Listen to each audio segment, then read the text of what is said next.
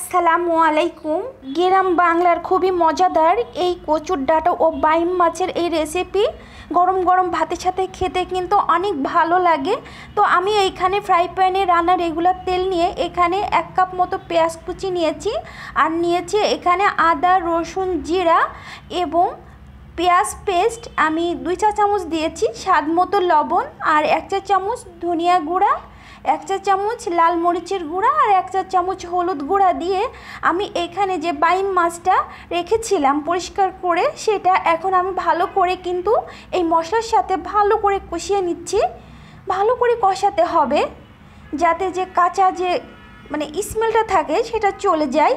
তো আমি এইভাবে কষানোর পরে এইখানে আমি আলু কুচি দিয়েছি, আলুটা আমি ছোট ছোট করে এভাবে কেটে এর মধ্যে দিয়ে দিব, আর দেব কচুর ডাঁটা, যেহেতু কচুর ডাঁটা দিয়ে এই বাইম মাছের চচ্চড়িটা হবে।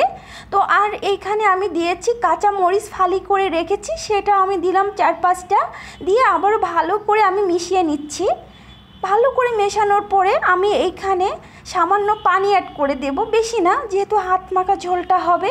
দিয়ে আমি 7-8 মিনিট মতো আমি ঢাকনাটা দিয়ে ঢেকে দিয়ে এখন 7-8 মিনিট পর আবার ফিরে এসে একটু দেখাচ্ছি যে কতটা পারফেক্ট হয়েছে আমার এই কচুর ডাঁটা আলু দিয়ে বাইম মাছের হাত মাখা ঝোল। আশা করি আমার এই সহজ রেসিপি আপনাদের ভালো লাগবে। কচুর শাক দিয়ে বাইম মাছ রান্না গরম ভাতের সাথে খেতে কিন্তু খুব ভালো লাগে, আর এটা গ্রাম বাংলার তো খুবই মজাদার একটি খাবার। আশা করি আমার এই সহজ রেসিপি আপনাদের ভালো লেগেছে। আল্লাহ হাফেজ।